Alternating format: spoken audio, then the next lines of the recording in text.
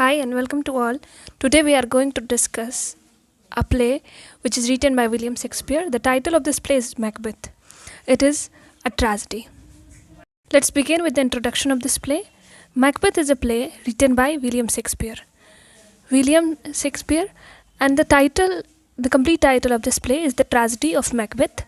It was published in 1623. It is written in blank verse. The setting of this play is in Scotland and England.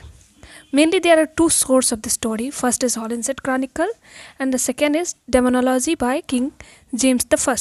So whatever the supernatural elements and the witchcraft we have seen in the Macbeth is just because he was influenced by the Demonology, which is written by King James I.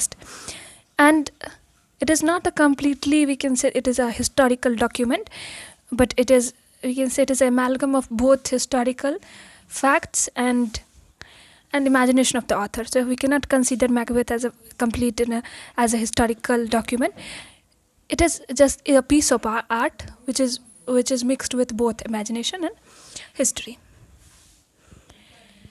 Let's discuss Shakespeare as a dramatist. William Shakespeare was born on 26 April 1564 and died on 3rd April 1660. Was an English playwright, poet and actor. He is often called England's national poet and the Bard of Heaven. He wrote 37 plays, 154 sonnets and 2 long narrative poems. At the age of 18, he got married with Anne Hathaway, with whom he had 3 children. His plays have been translated into every major language and are performed. He is also the 3rd most translated author in history.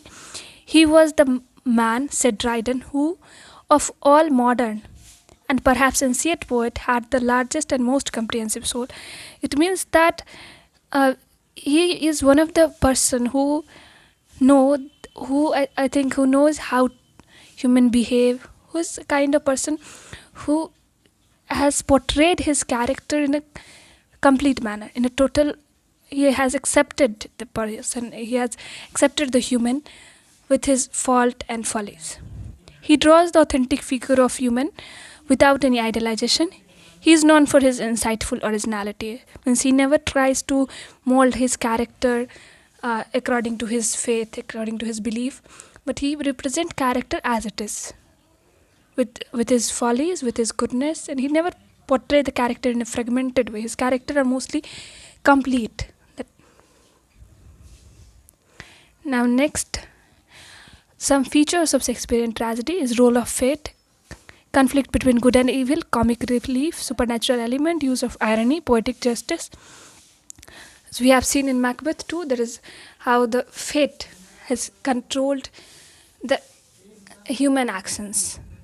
Then we have also seen now the conflict between good and evil, and that good and evil is not outside, it is inside the Macbeth mind, where he is suffering from that conflict.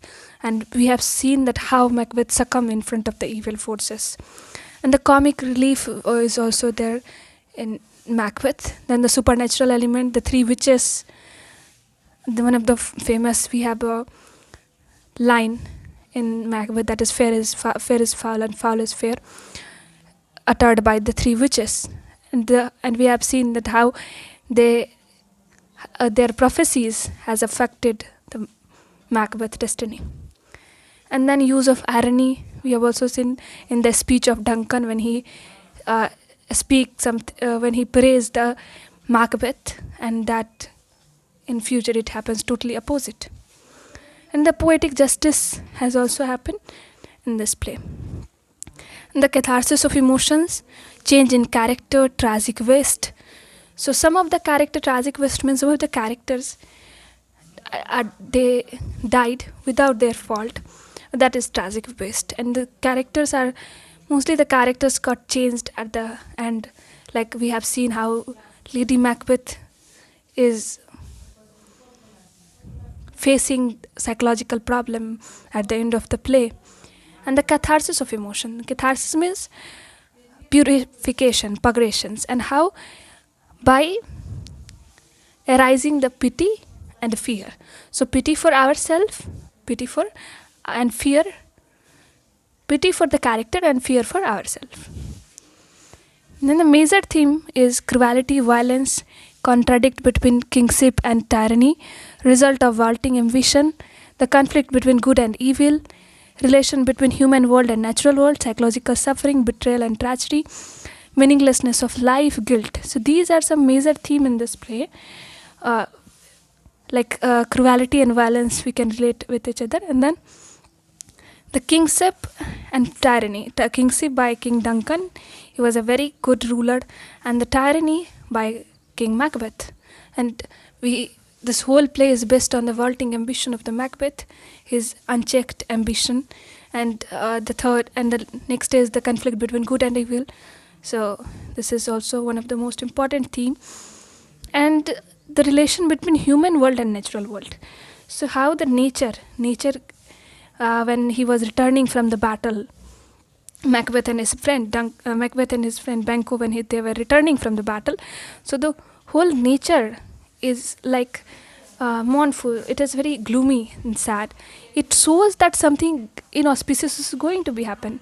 So nature in this play also reflect what is going inside the human mind. That is reflected in the nature outside.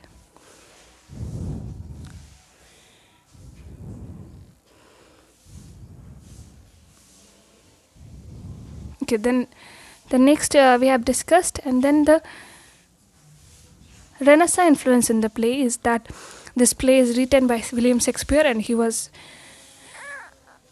belonged to the Renaissance age. And so during Renaissance, man is at the center. So there is a glorification of man power, man potentials is at the center.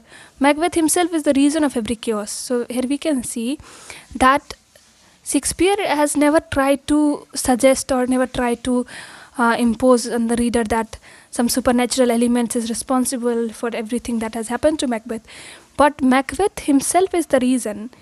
For his destiny, he is responsible for whatever he does in the play, because evil is bond. Evil can never exist in that. It is born to die.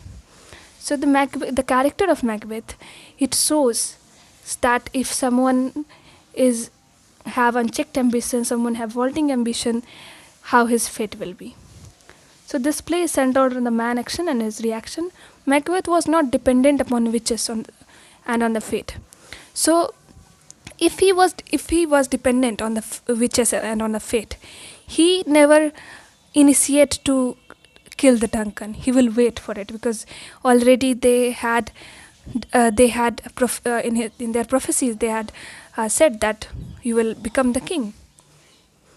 But he has not waited for it, and he has taken his initiative.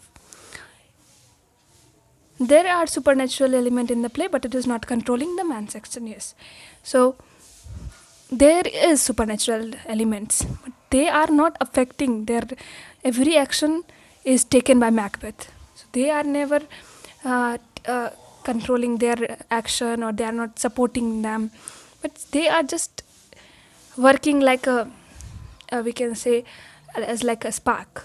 They work like a trigger. Then the Machiavellian morality in the play, it is also important. Machiavelli is a writer who wrote the Prince work, in which he suggested that how a king should be. He should be unscrupulous, and he should not be moral. So that is.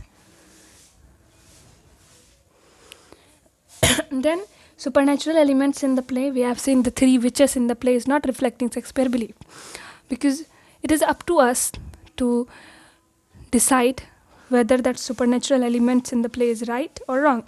It is just imagination of Macbeth, or it is there in reality.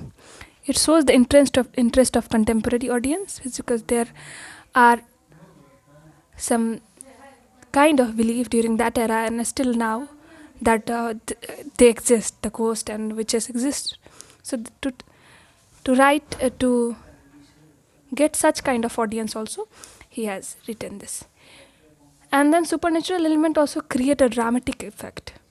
Means for the drama you need something like that, and it work as a catalyst. It as a catalyst means it to make the action faster. They doesn't help them, but they somehow triggered something that is hidden in his subconscious, and they triggered that.